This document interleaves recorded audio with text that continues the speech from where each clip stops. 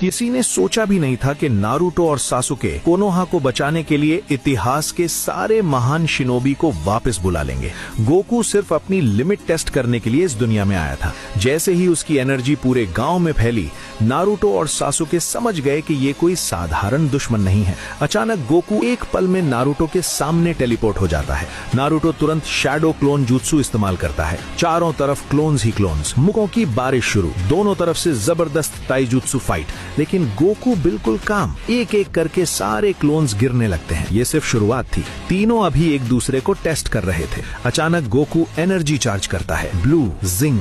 उसका कामेहामेहा बस निकलने ही वाला था और तभी वो गायब।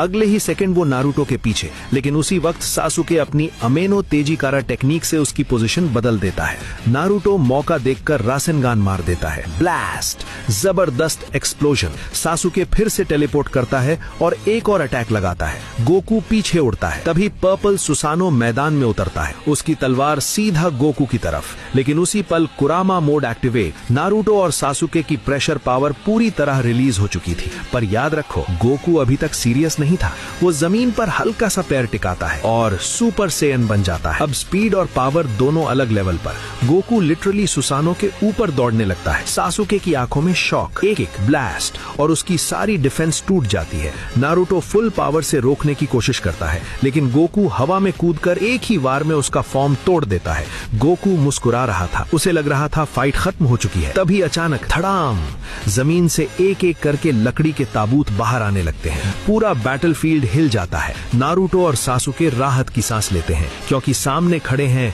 कोनोहा के इतिहास के सारे महान शिनोबी। अब ये सिर्फ 3 लोगों की लड़ाई नहीं रही, ये बन चुकी है फाइनल महायुद्ध। इतने सारे लेजेंडरी निंजा बनाम एक सुपर सेयन, कौन जीतेगा इस महायुद्ध में? अगर तुम भी देखना चाहते हो इस फाइनल बैटल का अगला हिस्सा, जहां सारे होकागे और महान योद्धा मिलकर गोकू को चैलेंज देंगे,